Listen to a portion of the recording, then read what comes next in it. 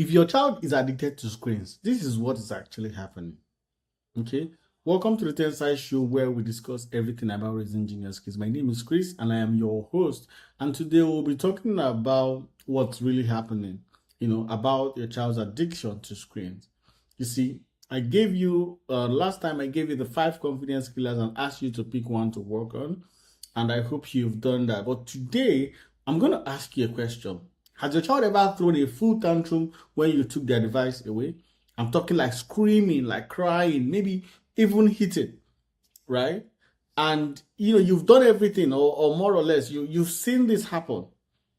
Maybe the kind of reaction that made you think, this child is genuinely addicted to this thing. Yes or no?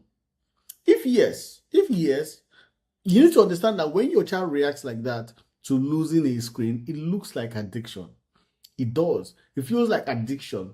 The intensity of the reaction is frightening. And so you think, what is this thing doing to my child's brain?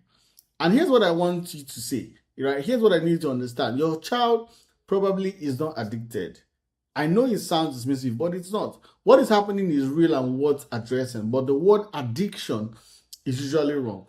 And using the wrong word leads to the wrong solution. Because, it leads to the wrong diagnosis, which leads to the wrong solution. What's happening is that something different. That screen is meeting a need. And when you remove the screen, you're not just taking away entertainment, you're taking away the thing that is actually filling a gap. And the tantrum is not about the device, it's about the gap suddenly being exposed. Now, let me give you the 3 most common gaps. Gap number 1 is stimulation. Your child's environment is not interesting enough. The toys are old, the games are played out, there's nobody to play with, the house is boring, and the screen is the only thing to keep their brains stimulated and engaged. All right. And so when you remove the only thing that is holding the center, they protest. That tantrum is their brain protesting the sudden drop. The second gap is what we call emotional regulation. This one is big and it's often missed. Some children use screens to calm themselves down. So when they're anxious, the screen distracts them. All right. When they are sad, the screen numbs them. When they are overwhelmed, the screen gives them something controllable to focus on. The screen has become their coping mechanism, right? And when you take it away and they don't know how to manage their own emotions anymore, the tantrum is not, I want my iPad. Tantrum is, I don't know how to feel okay without it. And the gap number 3 is social connection. And this is especially true for older children. Their friends are online, the group chat, the game they play together, the video they send each other. The screen is not just a screen, it's their world. It's where they meet people and talk to people. And so when you take it away, it feels like, it's like when our parents say, don't go to your friend's house. That kind of feeling, that kind of withdrawal, like being cut off from everyone. And so for a child, especially a 10, 11, 12-year-old, that is devastating. So the fix is not removing the screen. The fix is filling the gap that the screen was filling. Then removing the screens becomes easier to do because the need has already been met. So the fix is filling the gap that the screen was filling. Then removing that screen becomes much easier because now the need is already met. So if the gap is stimulation, you need to create a more interesting environment for your child. Rotate toys, set up activities in advance, make sure there are things to do that don't require a screen. Add supplies, reading materials, books, a space to move around in. You don't need to entertain them constantly. You just need to make the non-screen options genuinely appealing, not punishments for losing screen time.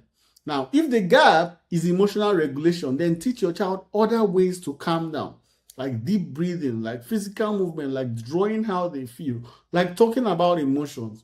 These are skills that can be built. So your child is not broken for using a screen to cope. They just have not learned other tools yet. And that's on us to teach them.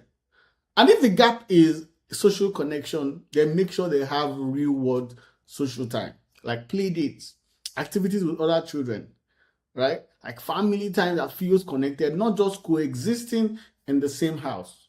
Because when their social needs are met in the real world, the pull of the screens weakens because it is no longer the only place that they feel connected. So think about this for a moment. When does your child reach for the screen most? Is it when they are bored? Is it when they are upset? Or when they are alone? That pattern tells you what gap is being filled. And once you see it, you can't unsee it. So the gap has always been the problem. And the screen is just the easiest available solution. All right? So I hope that this helps you. I hope that you understand. So what I want you to do now is go observe. Don't change anything yet. Just watch. When does your child reach for a screen? What happens? What actually pushes them? Is it when they are frustrated? Is it when they are sad? Is it when they are bored? Is it when, they are downcast? Watch for that emotion. Watch for it.